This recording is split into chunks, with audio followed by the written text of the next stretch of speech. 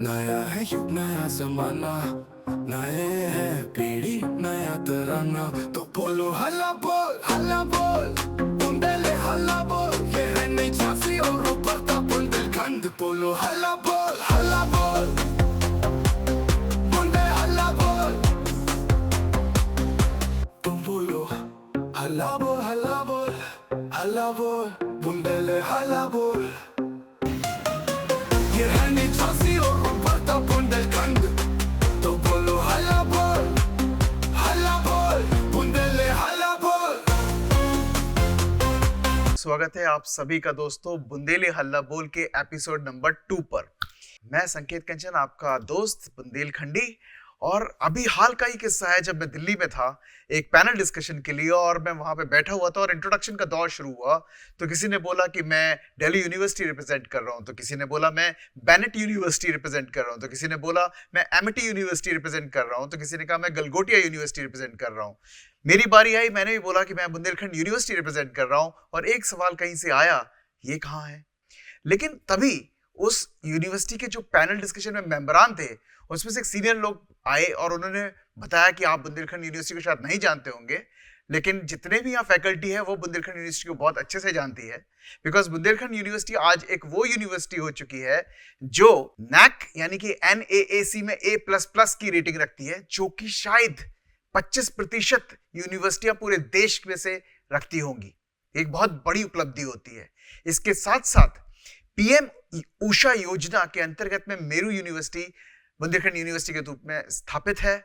और सबसे बड़ी बात, पूरे देश में 22 और यूपी में सिर्फ 1, उसमें से एक टेक्नोलॉजी इनेबलिंग सेंटर झांसी के बुंदेलखंड यूनिवर्सिटी में है। I was zapped. Everybody was stone faced and they were not able to react to it because मुझे भी नहीं मानते। अच्छा, ये भी बात है? इतनी बड़ी बात की टेक्नोलॉजी इनेबलिंग सेंटर पूरे उत्तर प्रदेश में एक है, जो कि बुंदेलखंड यूनिवर्सिटी में है। और इससे कितने लोगों को भला हो सकता है, कितने एंटरप्रेन्योर्स, कितने स्टार्टअप्स, कितने स्टूडेंट्स, इन सब का भला हो सकता है। और शायद हम लोग इसकी जानकारी से अनजान हैं। तो जैसे कि आपको मालूम ही है, झांसी बाजार का काम ही है नई झांसी और उभरते बुंदेलखंड से आपको रूबरू कराना। तो मैं चला अपनी जर्नी पर, वापस आया और बुंदेलखंड यूनिवर्सिटी से वो इंफॉर्मेशन लेने की शुरुआत मैंने कर दी, जहां मैं टेक्नोलॉजी इनेबलिंग सेंटर को पूरे जोर शोर से आपके सामने लेकर के आऊंगा और बताऊंगा कि भैया ये टेक्नोलॉजी इनेबलिंग सेंटर कैसे उत्तर प्रदेश को उत्तम प्रदेश बना रहे हैं और हमारी बुंदेलखंड यूनिवर्सिटी का नाम और ऊपर उठा रहा है। इस सब चीजें, इससे क्या फायदे होते हैं, ये कैसे काम करता है, और ये किसी और से नहीं बल्कि जो इसका संचालन करते हैं, जो इसके लिए जिम्मेदार हैं, डॉक्टर लवकुश द्विवेदी जी, जो यहाँ के एसोसिएट प्रोफेसर हैं टेक्नोलॉजी इनेबलिंग सेंटर। हम आज उन्हीं से बात करेंगे, विस्तार पूर्वक करेंगे। देखिए क्या है कि सलमान खान, आमिर खान और शाहरुख खान के वीडियोस देख करके आप उनकी लाइफ में तो बहुत झांक लेते हैं, लेकिन ये वीडियो देख करके शायद आप अपनी लाइफ बदल सकते हैं। बिकॉज टेक्नोलॉजी इनेबलिंग सेंटर के अंदर वो पावर होती है जो आपकी लाइफ को बहुत सक्षम बना सकती है, बहुत संपन्न बना सकती है, बहुत ही सक्सेसफुल बना सकती है। तो ये वीडियो शायद आपके बड़े भाई बड़ी बहन के काम आ सकता है, या छोटे भाई छोटी बहन के काम आ सकता है, या आपके पुत्र और पुत्री के काम आ सकता है। लेकिन इससे जो इंफॉर्मेशन मिलेगी, मुझे ये पक्का विश्वास है कि पूरे बुंदेलखंड में युवाओं को एक नया चीज सोचने की पहल करेगी, एक नया दायरा खोलेगी। तो आइए बिना समय गंवाए चलते हैं डॉक्टर लवकुश द्विवेदी जी के पास और विस्तार से जानते हैं टेक्नोलॉजी इनेबलिंग सेंटर, जो कि सिर्फ एक है पूरे उत्तर प्रदेश में। चलें?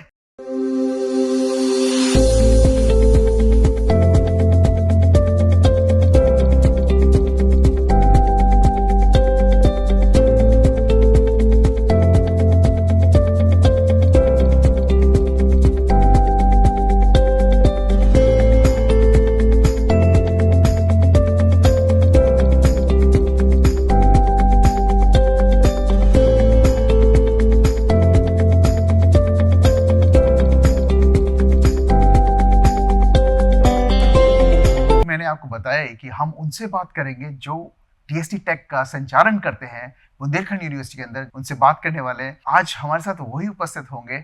और डॉक्टर लवकुश द्विवेदी जी करीबन 10 साल से ज्यादा समय दे चुके हैं बुंदेलखंड यूनिवर्सिटी को। He is an associate professor, although entire activities of DST Tech is happening under his supervision. तो ज़्यादा समय नहीं लगाते हैं, सर से मिलते हैं. Very welcome to you for this Bundeli हल्ला बोल सर हम शो करते हैं डॉक्टर लवकुश सर.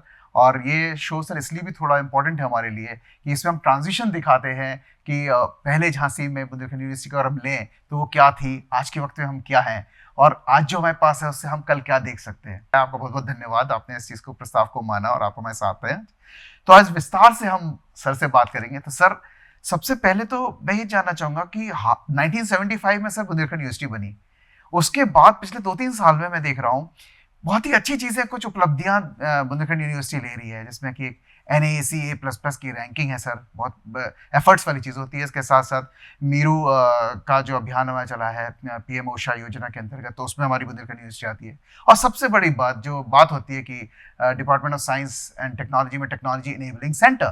तो आपका सर इसके बारे में क्या कहना है? आपके सामने सारी चीज़ें हुई हैं, हर चीज़ में आप थोड़ा इन्वॉल्व रहे हैं और काफ़ी ज़्यादा इन्वॉल्व रहे हैं, बल्कि थोड़ा मैं क्या कहूँगा. तो उस हिसाब से आप बुंदेलखंड यूनिवर्सिटी को सर क्या देखते हैं, किस तरह शुरू हुआ, आज कहाँ और कल कैसे? थैंक यू सो मच संकेत जी, आपने हमको मौका दिया अपनी बात रखने के लिए. सबसे पहले आपको बहुत बहुत बधाई कि आप झांसी बाजार के माध्यम से सर्च करके पूरे समाज को अवगत कराते हैं, बताते हैं. कि कई बार बहुत सारे ऐसे छुपे रुस्तम होते हैं जिनके बारे में लोग नहीं जानते हैं और संचार माध्यम के थ्रू हम उनको बता सकते हैं. रही बात बुंदेलखंड यूनिवर्सिटी जर्नी की, तो मेरा ये व्यक्तिगत मानना है कि कई बार हमारे अंदर पोटेंशियल होता है, हम बहुत अच्छा कर सकते हैं, लेकिन उसको एक्सप्लोर करने वाला लीडर अच्छा होने की आवश्यकता होती है. पिछले 2-3 वर्षों में जो भी उपलब्धियां हमारे बुंदेलखंड विश्वविद्यालय को मिली हैं, उसमें निस्संदेह ही लीडरशिप का बहुत बड़ा रोल है.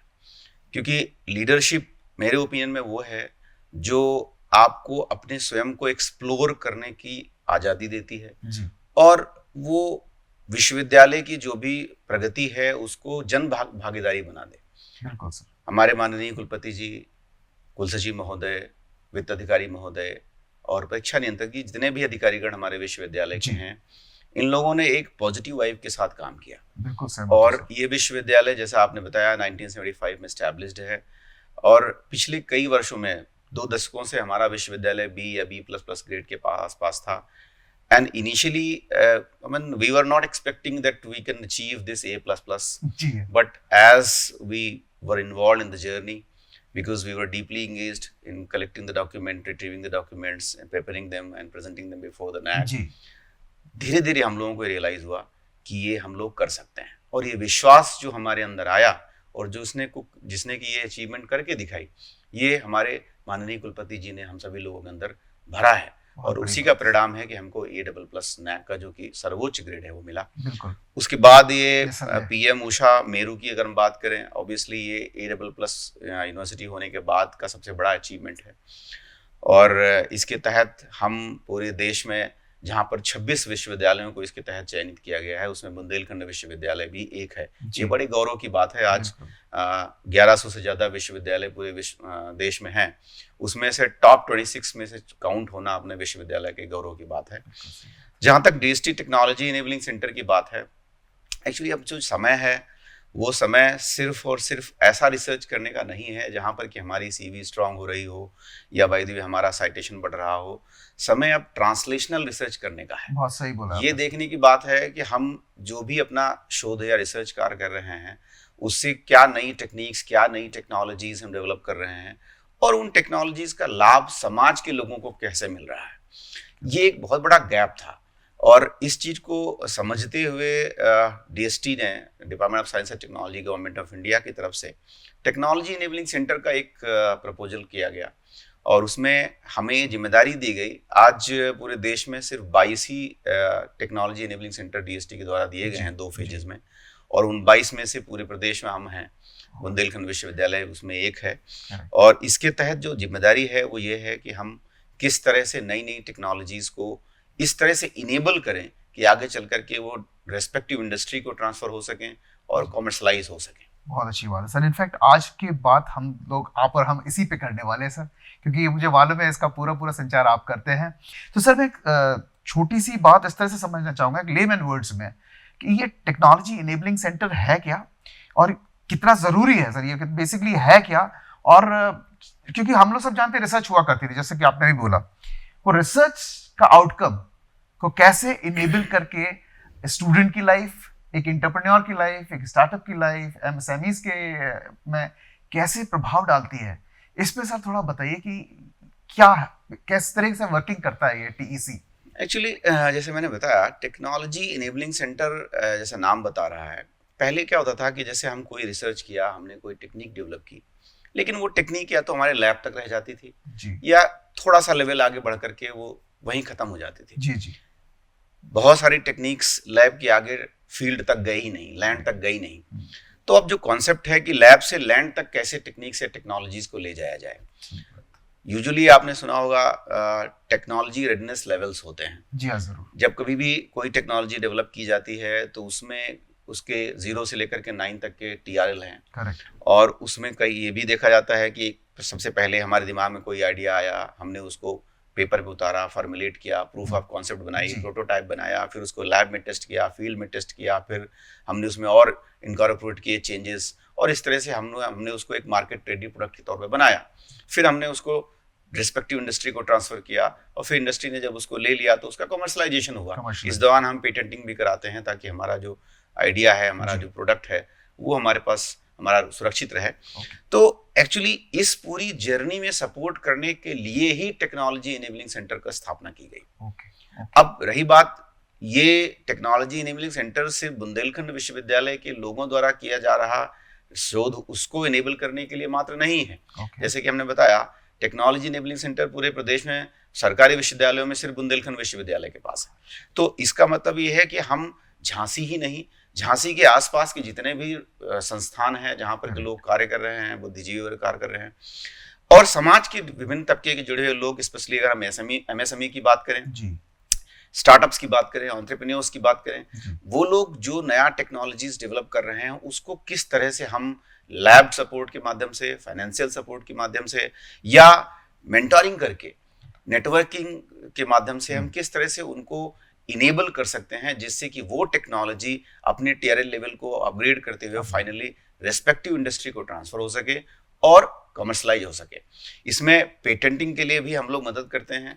हमारे संस्था में, हमारे सेंटर पे हमारा स्टाफ एक पूरी पॉलिसी है जिसके तहत हमारा एक ऑथराइज्ड अटॉर्नी है, जिसके माध्यम से हम लोग पेटेंटिंग भी करवाते हैं। तो इस तरह से किसी के पास भी अगर कोई टेक्नोलॉजी है तो हम उसको सुरक्षित करके उसको इनेबल करने का काम करते हैं DSTTC के माध्यम से।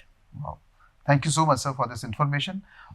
इससे जुड़ा मुझे एक सवाल बिल्कुल साफ दिखाई दे रहा है सर कि इसकी जरूरत आज ऐसी क्यों पड़ रही है? मतलब रिसर्च पहले भी हुआ करता था, आज रिसर्च को खोला जा रहा है, उसमें जो सक्सेसफुल चीज़ है उसको कोशिश की जा रही है कि धरातल पे कैसे लेकर के, तो इसकी ज़रूरत ऐसी क्यों पड़ रही है? और किस तरह से आज गवर्नमेंट टेक्नोलॉजी इनेबलमेंट सेंटर को देखती है, कैसे वो मदद करना चाहती है? क्या आर्थिक तरह से भी मदद करना चाहती है कि ट्रेनिंग से ही मदद करना चाहती है? तो इसको कैसे हम समझें इसको अभी कि एक छात्र के ऊपर इस इनेबलिंग सेंटर का दिमाग में क्या असर जाना चाहिए, उसे क्या लगना चाहिए कि अगर हम इनके पास जा रहे हैं या एक एंटरप्रेन्योर इनके पास जा रहा है, स्मॉल मीडियम एंटरप्राइज शुरू कर रहा है, तो मैं क्या चीज़ उम्मीद करके जाऊं और मुझे किस तरीके का एक रिस्पांस मिल सकता है ताकि मैं उस तरह से उनके पास। हाँ बिल्कुल। एक्चुअली जैसे पहले क्या था कि स्टूडेंट्स डिफरेंट फील्ड में, जैसे हमारी यूनिवर्सिटी में 27 डिपार्टमेंट्स हैं और संस्थान जी, और उसमें अगर हम देखें कि लगभग 100 से ज़्यादा विभिन्न प्रोग्राम्स हैं, 10,000 से ज़्यादा स्टूडेंट ऑन कैंपस स्टूडेंट्स हैं। तो बहुत इनोवेटिव माइंड होता है बडिंग ब्रेन्स का, उनके दिमाग में आइडियाज़ आते हैं, उनके दिमाग में बहुत सारे इनोवेटिव आइडियाज़ आते हैं, क्रिएटिविटी है उनके अंदर। लेकिन एक प्रॉब्लम ये थी कि अगर उनके पास कोई आइडिया है, कोई आइडिया आया है, तो उस आइडिया को बताने का प्लेटफॉर्म नहीं था, या तो वो आइडिया उनके लैब तक ही सिमट के रह जाता था, अगर अप्रोप्रिएट टीचर को बता पाए तो शायद वो आइडिया कहीं ट्रांसलेट हो पाता हो। आज TEC या इनोवेशन सेंटर उस आइडिया को ट्रांसलेट करने का एक प्लेटफॉर्म प्रदान करता है। अगर हम स्टूडेंट से बात करें, जैसे स्टूडेंट्स कोई भी हैं, हमने एक पॉलिसी डिवाइस करी, टेक्नोलॉजी हैकाथॉन, जिसके तहत हमने ऐसे, चाहे वो UG लेवल के स्टूडेंट हो, चाहे PG लेवल के स्टूडेंट हो, चाहे PhD लेवल का व्यक्ति हो, चाहे फैकल्टी मेंबर्स हो, अगर उनके पास कोई भी इनोवेटिव आइडिया है, अगर वो हमको दिखता है कि हाँ वो अभी तक ऐसी टेक्निक्स अवेलेबल नहीं है, ऐसे टेक्नोलॉजी है नहीं और उसको सपोर्ट करने की आवश्यकता है, तो हम टेक्नोलॉजी हैकाथॉन के माध्यम से एक साल में 10 ऐसे प्रोजेक्ट्स को सपोर्ट करते हैं अप टू 50,000 फॉर 6 मंथ। अरे वाह, ये तो भी प्रोविजन है सर। जी बिल्कुल। अच्छा। तो इस टेक्नोलॉजी हैकाथॉन के माध्यम से कोई भी स्टूडेंट किसी भी ब्रांच का हो, वो कोई लिमिटेशन नहीं है, ना यूजी का लिमिटेशन ना पीजी का लिमिटेशन, किसी भी लेवल का हो, किसी ब्रांच का हो, वो हमारे साथ आकर के जुड़ सकता है, चाहे वो फैकल्टी मेंबर हो, चाहे रिसर्च स्कॉलर हो। और 6 महीने तक इनिशियली हम उनको 50,000 का सपोर्ट दे करके हम मदद करते हैं ताकि वो अपने आप को एक्सप्लोर कर सकें और कुछ टीआरएल को इन्हांस करते हुए अप टू 3 या 4 लेवल का जो भी वो प्रोटोटाइप डिजाइन कर सकते हैं वो डिजाइन करें, और हम उसमें पेटेंटिंग में ही मदद करते हैं। अब टीचर्स की अगर हम बात करें, कई बार ऐसा होता है कि जो लोगों के पास ऑलरेडी पहले से प्रोटोटाइप डेवलप्ड है, ऑलरेडी पहले से कोई उन्होंने प्रूफ ऑफ कॉन्सेप्ट तैयार कर रखा है जी। और उसको आगे बढ़ाना चाहते हैं, उसके लिए उनको ज्यादा फंड की आवश्यकता है। तो अभी हमने उसमें एक नई स्कीम हम लोगों ने फिर से डिवाइस की, that is support for technology upgradation to transfer to the industry, that is STUTI. हाँ, तो इसके तहत हम ये कोशिश कर रहे हैं कि हम उनको 1 साल तक लगभग 2 लाख तक का सपोर्ट दें, जिससे कि वो लोग अपने प्रोडक्ट को इस तरह से अपलिफ्ट कर पाएं, अपग्रेड कर पाएं, ताकि वो फाइनली रेस्पेक्टिव इंडस्ट्री को ट्रांसफर हो सके। अब तीसरी बात, अगर किसी व्यक्ति के पास पहले से ही कोई प्रोटोटाइप है और प्रोडक्ट भी है या उसको अप टू 7 तक ले जा चुका है, वो सिर्फ इंडस्ट्री ढूंढ रहा है, टीआरएल 7 तक ले जा चुका है। हाँ, उसको इंडस्ट्री चाहिए कि भाई हमको पर्टिकुलर इंडस्ट्री मिल जाए, रेस्पेक्टिव इंडस्ट्री मिल जाए, कोई प्लेटफॉर्म मिल जाए जिससे कि हम अपने प्रोडक्ट को उनके सामने एग्जिबिट कर सकें और वो शायद ट्रांसफर हो जाए। उसके लिए हम लोग इंडस्ट्री एकेडमी में मीट कराते हैं, जिसको हमने इनोवाथॉन कहा। इनोवाथॉन एक ऐसी चीज है जो हम पिछले बार हमने जो है वो नेशनल साइंस डे पे कराया था, इस बार भी हम संभवतः नेशनल साइंस डे पे उसको ऑर्गेनाइज कराएंगे। और वो 1 से 2 दिन का प्रोग्राम होता है जिसमें जितनी भी ऐसे टेक्नोलॉजीज लोगों ने डेवलप कर रखी हैं वो उसके माध्यम से एग्जिबिट कर सकते हैं। एक और चीज जो मैं यहाँ स्पेशली उल्लेख करना चाहूंगा कि जैसे बात हो रही थी कि हम टेक्नोलॉजी डेवलप करना चाहते हैं, क्योंकि हम देख रहे हैं कि टेक्नोलॉजी माइनिंग होकर के बहुत नहीं आ रही। फिर ये होता है कि टेक्नोलॉजी डेवलप करने वाला व्यक्ति के अंदर स्किल तो है नहीं, उसको स्किल करो पहले, तभी तो टेक्नोलॉजी डेवलप कर पाएगा। इस चीज को ध्यान में रखते हुए हमने एक प्रोग्राम डिवाइस किया अपने टीईसी में, that is STRIDE. What is STRIDE? That is skill training for research, innovation and developing entrepreneurship. अब इसमें हमने क्या किया, हमने बेसिकली 3 मॉड्यूल्स रखे हैं। पहली मॉड्यूल में कोई व्यक्ति अगर बाय द वे रिसर्च करना चाहता है तो रिसर्च करने के पहले उसको रिसर्च के मेथड्स पता होने चाहिए। एक लेमन व्यक्ति कैसे रिसर्च करेगा, या जो व्यक्ति अभी इंटरमीडिएट लेवल का है या यूजी लेवल का है, अभी वो रिसर्च की मेथड्स जानता नहीं, तो हम उसको पहले 45 दिन तक पूरे रिसर्च की मेथड्स पढ़ाते हैं, एडवांस रिसर्च मेथडोलॉजी बताते हैं, साइंटिफिक प्रोसेस क्या है, आपको हाइपोथेसिस बनानी है तो कैसे बनाएंगे, प्रपोजल डिजाइन करना है तो कैसे करेंगे, साइनॉप्सिस लिखना है तो कैसे लिखेंगे, अगर आपको कोई छोटी सी रिपोर्ट बनानी है तो कैसे बनाएंगे, टेबल ऑफ कंटेंट कैसे बनाएंगे, साइंटिफिक कंडक्ट क्या होता है, साइंटिफिक मिसकंडक्ट क्या होता है, रिसर्च पॉलिसी क्या होती है, पब्लिकेशन एथिक्स क्या है, रिसर्च एथिक्स क्या है। मतलब बहुत सारी ऐसी बेसिक चीजें हैं जो व्यक्ति को पता नहीं। तो अगर जब ये जानता है तो उसका दिमाग धीरे धीरे रिसर्च के बारे में सोचना शुरू कर देता है। हम टीचर्स कहते हैं बेसिकली नॉलेज के 2 फेजेस हैं, one is that is acquisition of knowledge, the second is application of knowledge. हम कई बार नॉलेज एक्वायर तो कर लेते हैं डिफरेंट मीडियम से, बुक से, यहाँ वहां से, लेकिन एक्वायर की हुए नॉलेज को अगर हम अप्लाई नहीं कर पाते तो वो हमारे लिए व्यर्थ है। तो हमने ब्रेन को उस तरह से ट्रेन करने की आवश्यकता है हमें, जिससे कि वो नॉलेज को अप्लाई कर सके। इसके लिए हमने मॉड्यूल में मेथड्स बताए। मॉड्यूल 2 में हमारे पास इनोवेशन सेंटर में बहुत अच्छे हाई एंड इक्विपमेंट्स हैं, जो साइंस के स्टूडेंट्स उसमें पार्टिसिपेट करते हैं, उसको हम ट्रेनिंग देते हैं 1 महीने की, ताकि वो इनेबल हो सकें और फिर वो सोचें कि हम क्या कर सकते हैं। फिर हम उनको एक तीसरे मॉड्यूल में एक प्रोजेक्ट डिजाइन करने का मौका देते हैं। उनको हम पॉलिश करके तैयार किया हमने, हम उनको प्रोजेक्ट करवाते हैं, फिर उसी प्रोजेक्ट को हम इस तरह से तैयार करते हैं कि हम हैकाथॉन में लेकर के आए, और फिर उसके बाद वो हैकाथॉन के माध्यम से वो उनको हम फंडिंग दे सकें। यस, तो एक चैनल बनाने की कोशिश की हमने, एक इकोसिस्टम बनाने की कोशिश की है, जिससे कि बच्चे डेवलप कर सकें अपने आप को और फिर आगे चल करके वो कर पाए। चौथी बात जो आपने एमएसएमई की, एमएसएमईज को ऑब्वियसली कई तरह के सपोर्ट की आवश्यकता है।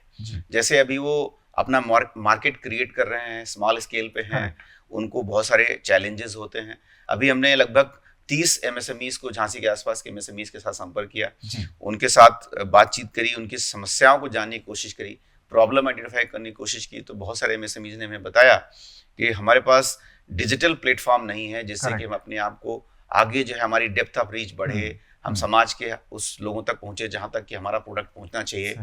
तो उस चीज को समझते हुए हमने स्टूडेंट्स को, हमारे कंप्यूटर साइंस के स्टूडेंट्स को ट्रेन किया और एक ग्रुप तैयार किया जो कि सॉफ्टवेयर या एप्लीकेशन डेवलप कर सकें, वेबसाइट डेवलप कर सकें। और फिर हमने उनको असाइनमेंट दिया कि हम आपको सर्टिफिकेट तभी देंगे जब आप एमएसएमईज की ये नीड फुलफिल करेंगे कि उनके लिए फ्री ऑफ कॉस्ट आप अपना एप्लीकेशन डेवलप करके देंगे। तो अभी हमने अक्टूबर में 7 ऐसे एप्लीकेशंस डेवलप कराए डिफरेंट एमएसएमईज के लिए। उसमें झांसी बाजार भी एक है और उसमें जो है वो घराना बुटीक और इस तरह से बेकार को आकार, कई 7 ऐसे हैं जिनको कि हम लोगों ने फ्री ऑफ कॉस्ट डेवलप करके दिए। तो this is how this technology enabling centre is supporting to the MSMEs also. Here this is not only financial support, हम उनको mentoring भी करने की कोशिश करते हैं। जी सर, वो awesome exercise था। In fact I was been a part of that and I'm glad कि इतने अच्छे लेवल पे आप लोगों ने उस चीज़ को मॉनिटर किया और किया, तो it was like really awesome। तो दोस्तों, जो हम सुन रहे हैं अभी वो एक्चुअली रियलिटी है और हम ये भी जान रहे हैं कि DST टेक क्या होता है, टेक्नोलॉजी इनेबलिंग सेंटर कैसे मदद करता है, इनोवेथॉन क्या है, स्तुति क्या है, और ये सारी चीज़ों पे हमने बात करी है। तो यहाँ लेंगे एक छोटा सा ब्रेक और वापस आएंगे, क्योंकि इसके बाद ये भी जानना है हमें कि इनेबलिंग सेंटर में ये आया कैसे, यूनिवर्सिटी के पास कितनी जिद्दोजहद लगी इसको लेके आने में, क्योंकि एक बहुत बड़ा प्राइड का विषय है।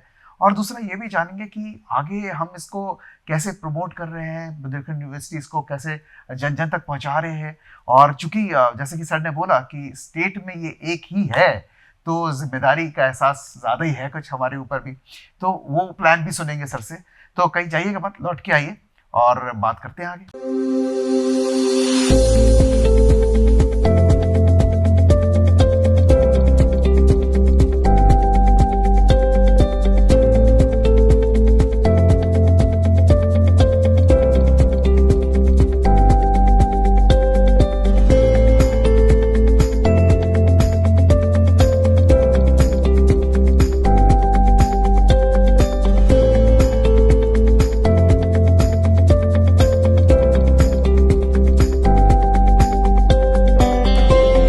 Welcome back, people. We are here along with Dr. Lavkush Dwivedi, the coordinator for DST Tech, only one in UP and among the 22 in the whole nation, right? Now, sir, एक बहुत ही बढ़िया सवाल मेरे पास है sir आपसे लेने के लिए कि चूंकि ये 22 हैं पूरे देश में और एक ही है उत्तर प्रदेश में जो पूरी मदद कर रहा है उत्तम प्रदेश बनाने में, तो सर ये I'm sure it has been a very huge task to get this, because obviously we have much deserving and much capable universities to do this. What differentiation you and your team was able to create, या आपने ऐसा आपकी team ने ऐसा क्या किया कि government of India को ये लगा कि भाई बुंदेलखंड यूनिवर्सिटी पूरी तरह सक्षम है, इनको ये जिम्मेदारी दी जा सकती है और ये बहुत ही अच्छे से इसका निर्वाह करेंगे, बहुत अच्छा रिजल्ट देंगे। तो इस पे भी सर थोड़ा बताइएगा।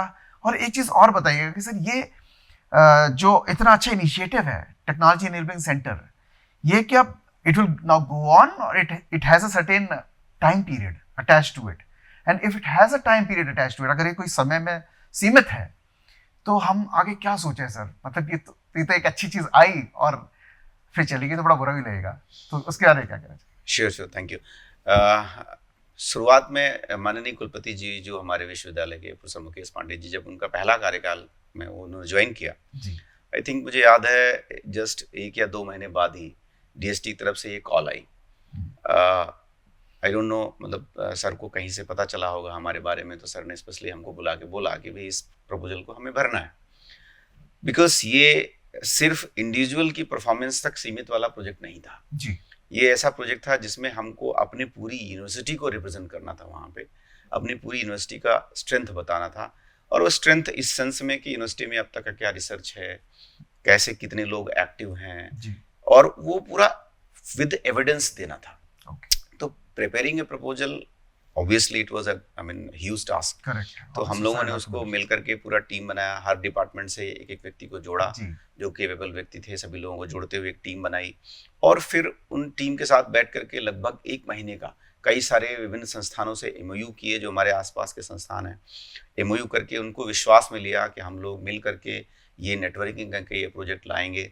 खैर उन सभी लोगों का भी मैं धन्यवाद देना चाहता हूँ। हमारे साथ 7 पार्टनर इंस्टीट्यूट्स हैं जिनके साथ जुड़े हुए हैं, उन सभी लोगों ने सहमति दी और फिर हम लोगों ने एक प्रपोजल तैयार किया, काफ़ी सारी तैयारी करी। ऑब्वियसली हमारे टक्कर में या हमको कंपटीशन देने वाले बहुत बड़े बड़े नामी गिरामी विश्वविद्यालय, और वो ऐसे भी विश्वविद्यालय थे जो NIRF में टॉप 25 में आते हैं, और IITs, NITs और हमारे ऐसे संस्थान भी थे।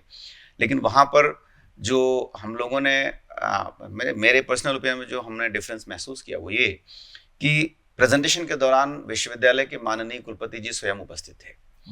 तो एक बड़ी बात यह है कि विश्वविद्यालय एक बहुत बड़ी संस्था है और उस संस्था के कुलपति एक बहुत बड़े अधिकारी होते हैं जिनके पास बहुत बड़ी जिम्मेदारी है। लेकिन उन्होंने आगे चल करके आगे बढ़ के अपनी लीडरशिप दिखाई। वो स्वयं उस प्रेजेंटेशन के दौरान उपस्थित रहे, उन्होंने उस प्रेजेंटेशन को डिफेंड किया, उन्होंने उस पूरी कमेटी को ये विश्वास दिलाया कि बुंदेलखंड विश्वविद्यालय में वो क्षमता है कि अगर ये प्रेस्टिजियस प्रोजेक्ट बुंदेलखंड विश्वविद्यालय को दिया जाएगा तो हम सभी लोग मिल करके इस काम को अच्छी तरीके से निभा सकते हैं। और सबसे बड़ी बात यह है, एक जो बड़ी खूबी है विश्वविद्यालय की वो ये है कि आप देख सकते हैं हमारे पास मल्टी डिसिप्लिनरी डिपार्टमेंट्स हैं जी। हमने जैसे बताया कि 27 संस्थान होना, उसमें जो है वो 10,000 से ज्यादा स्टूडेंट्स होना, 350 से ज्यादा टीचर्स हैं, 100 से ज्यादा पाठ्यक्रम हैं।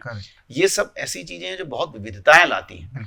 और अगर हम सिर्फ टेक्नोलॉजी इंस्टीट्यूट होते या हम सिर्फ साइंस के इंस्टीट्यूट होते तो शायद बड़ी मुश्किल होती कि हम शायद एक ही दिशा में कोई ना कोई टेक्नोलॉजी बना रहे हैं। लेकिन आज हमारे पास 12 डिफरेंट फैकल्टीज में हम पाठ्यक्रम देते हैं। तो ये कई विविधता जो है ये एक बहुत बड़ी स्ट्रेंथ है हमारी, पहली चीज। दूसरी चीज ये बुंदेलखंड लोग मानते हैं कि एक कंपैरेटिवली थोड़ा पिछड़ा एरिया है और इसमें बहुत सारा विकास करने की गुंजाइश है। और यहाँ पर कई सारे ऐसे लोग हैं जिनको अगर मौका मिले तो बहुत अच्छा कर सकते हैं, हुनरमंद लोग हैं जिनके तहत हुनरबाज कार्यक्रम के तहत आप लोग भी जो है इन चीज़ों को आगे लेकर के आते हैं। तो उनको भी एक मंच प्रदान किया है भारत सरकार ने। इस मामले में हमको भारत सरकार को भी बहुत बहुत शुक्रिया अदा करना चाहिए कि उन्होंने बुंदेलखंड विश्वविद्यालय को इस उचित समझा कि इतने प्रेस्टिजियस प्रोजेक्ट को उन्होंने दिया। और हम प्रतिबद्ध हैं कि हम इस प्रोजेक्ट को उनके एक्सपेक्टेशन के हिसाब से चलाएं और कैसे लोगों तक इसके बारे में पहुंचाएं कि ये कैसे हो रहा है। दूसरी बात जो आपने पूछा कि क्या ये टेन्योर बेस्ड है, yes it is for 5 years initially.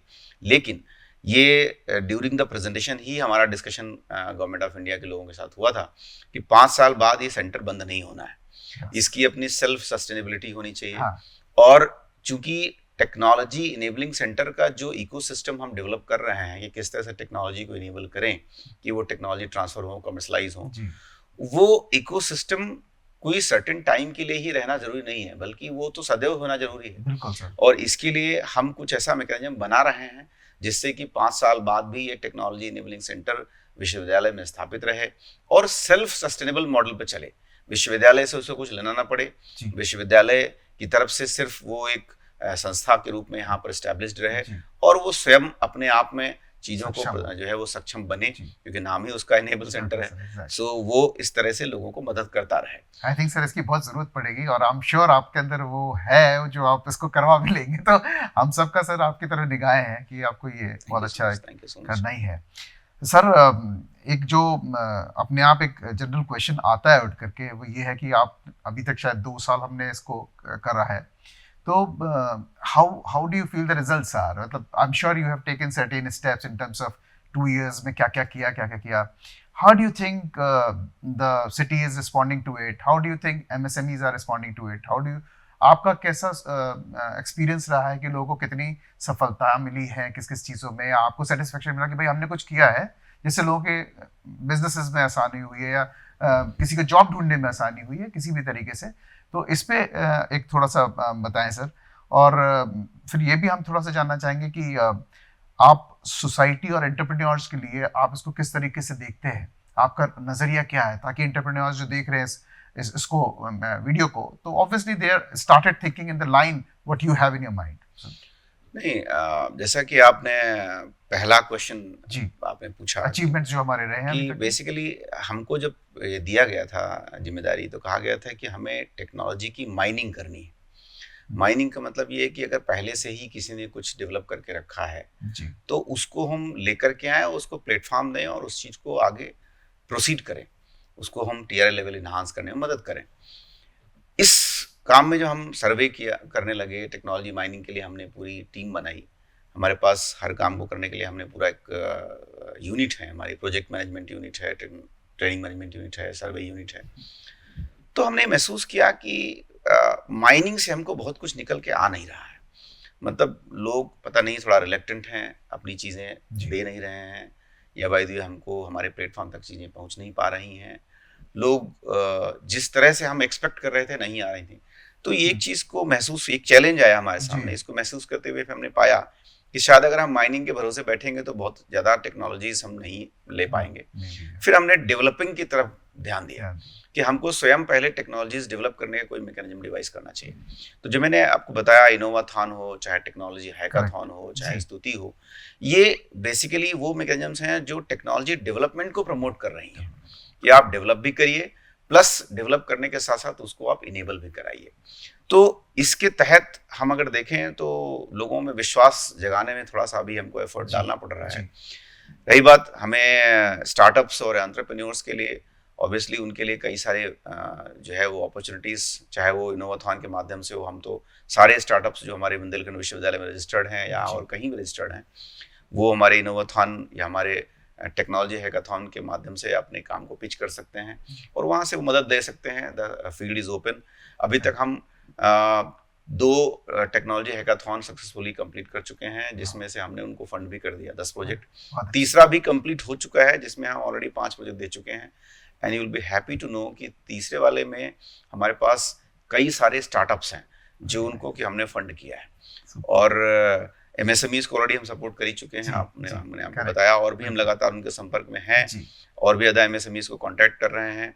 कई सारे MSMEs पर हम लोगों ने सर्वे करते हुए वाइट पेपर्स डेवलप किए जो हमने गवर्नमेंट ऑफ इंडिया को सबमिट किए अब तक, और किस तरह से MSMEs की दशा हम तो सुधार सकते हैं।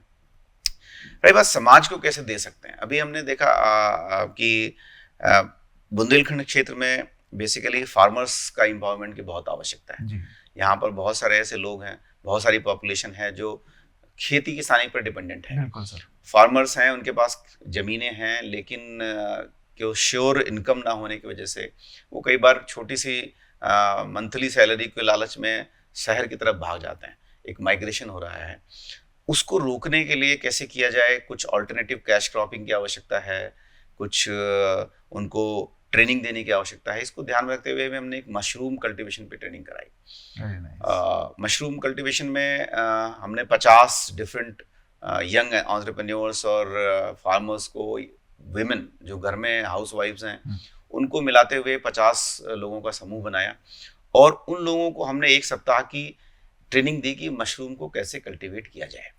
अब मशरूम देखिए, इसमें 2-3 चीज़ें हैं। पहली चीज़ तो ये कि घर में बैठी हुई वो महिलाएं जिनके पास समय है लेकिन वो कुछ करना चाहती हैं, बाहर जाने के लिए शायद आज़ादी नहीं है या आप समय बाहर जाने का नहीं है, तो वो घर में ही छोटे से कमरे में मशरूम कल्टीवेशन कर सकते हैं। इससे विमेन एम्पावरमेंट हो रहा है। वो सिंपली जो है वो सिर्फ और सिर्फ हाउसवाइफ नहीं होंगी, बल्कि वो अपने घर में एक सोर्स ऑफ इनकम बनेंगी, अपने परिवार वालों की मदद कर सकती हैं। बुजुर्ग जन जो वृद्ध जन हैं वो भी मशरूम कल्टीवेशन में बहुत मदद कर सकते हैं, क्योंकि बहुत ज़्यादा इसमें कोई खेत पे जाकर के फावड़ा चलाने की आवश्यकता नहीं है। तीसरी सबसे बड़ी बात कि एग्रीकल्चर वेस्ट मैनेजमेंट, एक पराली की समस्या हमारे देश में बहुत बड़ी है। उसमें जो है पराली को कई बार जो है वो जला दिया जाता है, जिससे पोल्यूशन उठता है, और उसको कैसे कंट्रोल किया जाए। मशरूम कल्टीवेशन में पराली का यूज़ किया जाता है, तो पराली को यूज़ करके मशरूम कल्टीवेट करिए। बहुत ही कम लागत में मशरूम कल्टीवेशन की पद्धति सीखी जा सकती है और लोगों ने सीखा, और आपको जान करके बहुत खुशी होगी कि सीखने के बाद बहुत सारे ऐसे किसान हैं जो अपनी फोटोज भेज रहे हैं, बता रहे हैं, वीडियोस भेज रहे हैं कि सर अपने घर में उगा रहे हैं, और एक ही शॉट में हमने जो है वो 3.5 किलो 4 किलो का मशरूम उगाया है। अब आप समझते हैं कि मशरूम का कोई पर्टिकुलर मार्केट की आवश्यकता नहीं है, और कैसा भी कंडीशन हो मशरूम मार्केट में महंगा ही बिकता है। और ये भी एक स्टेटस सिंबल भी है कि अगर भाई आप देखिए 5 स्टार होटल में जो है वो बड़े बड़े लोगों को मशरूम की डिशेस सर्व की नहीं, अब जाती तो हैं, मशरूम बहुत डिमांड तो में है। बहुत डिमांडिंग है। बिल्कुल तो जब उसमें बहुत लागत नहीं है, जी। बहुत ज्यादा एफर्ट की आवश्यकता नहीं है, तो उसको विमेन एम्पावरमेंट भी हो सकता है, ऐसे माध्यम से पराली मैनेजमेंट भी हो सकता है। इस चीज को जी। ध्यान में रखते हुए हम लोगों ने किया बहुत ही अच्छा और इस तरह से समाज सोच के से। बहुत सारे लोग उससे लाभान्वित हुए जी और वो अपना कल्टीवेशन कर रहे हैं, एक चेन बन रही है। जी हाँ, बिल्कुल इसमें मिस्टर बिल्कुल। प्रवीण वर्मा जी जो मनोपरा फूड प्राइवेट लिमिटेड के हमारे जी जो है वो एक प्रकार से कोलैबोरेटिव हैं, वेरी गुड। उनके साथ मिलकर के हमने ये ट्रेनिंग की 7 दिवसीय, दिसंबर महीने में 11 से 17 दिसंबर के बीच में कराई और बहुत अच्छा रिस्पॉन्स रहा। वाह। और लोग पूछ रहे हैं कि कैसे दोबारा और कब कराएंगे आप। तो ये सीधे समाज को कनेक्ट करने वाली बात है। बिल्कुल इसके बिल्कुल। अलावा भी हमने बहुत सारे और सेक्टर्स में, जैसे जी स्टार्टअप्स की बात करें, जो लोग अपने डेटा को मैनेज करना चाहते हैं, जी हाँ, आजकल सर। डेटा साइंस का युग है, तो हमने पावर बीआई पे अभी रिसेंटली जो है वो 1 वीक ट्रेनिंग सर कराई। मैं उसका भी पार्ट था। You are the part of जी हाँ, दैट, जी। So you can understand, Yeah. Because कई Yeah. बार आजकल जो भी डेटा हमारे पास कलेक्ट हो रहा है उसका प्रॉपर प्रेजेंटेशन होना बहुत जरूरी है। बिल्कुल सर। कई बार आपके पास डेटा भले ही कम है, लेकिन अगर आप उसको वेल प्रिपेयर्ड वे में प्रेजेंट करते हैं जी। तो वो बहुत इम्पैक्टफुल होता है। बहुत इम्पैक्टफुल। उसमें पावर बीआई बहुत इंपॉर्टेंट टूल है, शायद इसको ध्यान में रखते हुए। और अच्छी तरह से डिसीजन निकालने में मदद भी बड़ी आसानी सर। कम Obviously. समय में एक ज्यादा प्रोडक्टिव चीज है सर। जी Correct. बिल्कुल, तो जी। उसमें जो है वो पावर बीआई में हमने ट्रेनिंग दी। फिर हमने देखा आजकल आर्टिफिशियल इंटेलिजेंस अपकमिंग एरिया है, जी। उसमें कई बार थोड़ा सा एथिकल चैलेंजेस भी हैं, जी तो हमने पावर मतलब एआई के एथिक्स पे हाँ। एक ट्रेनिंग दी, जिसमें हम लोगों ने बताया लोगों को कि भाई आप एआई का इस्तेमाल करिए लेकिन एथिकली करिए, Correct. ताकि किसी का कोई जो है वो जी। पर्सनल चीज़ों को आप डिस्टर्ब मत करिए। तो जरूरी। वहाँ भी हमने ट्रेनिंग दी। अच्छा। और you will be happy to know Sanket ji, आज सिचुएशन ये है कि पिछले लगभग 1 साल में हमारे टेक्नोलॉजी इनेबलिंग सेंटर ने लगभग 1 दर्जन पेटेंट पब्लिश किए अरे वाह। और उसमें स्टूडेंट्स बहुत सारे हैं। वो स्टूडेंट्स जो ग्रेजुएट लेवल के हैं, उनके पास उनके नाम के पेटेंट्स हैं। जी हाँ, तो सोचिए अलग हो जाएगी। आज सोचने वाली बात है जी। कि विश्वविद्यालय में इनोवेशन इंडेक्स बहुत तेजी से बढ़ रहा है। पिछले 1 साल में विश्वविद्यालय ने 100 से ज्यादा पेटेंट पब्लिश किए। You will be happy to know, Absolutely. सिर्फ 1 साल में। तो Absolutely. जिस तरह से देश आगे बढ़ रहा है, जी हाँ। उसी पेस में हमारा संस्थान भी बहुत तेजी से आगे बढ़ रहा है। हम बिल्कुल नैक सर। में डीपली इन्वॉल्व थे। हमने जी। देखा कि नैक में पिछले 5 सालों में हमने डेटा कंपाइल किया, there was only 19 patents published, but in last 1 year we got 100 patent published. This is awesome, So sir. This is awesome, and this is the journey. What and the this is technology the enabling journey. center is making the Correct. difference. that's how it is making the Yes. difference. और sir count हो रहा है sir, हर जगह दिखाई दे रहा है, तभी बातें हो रही है सर।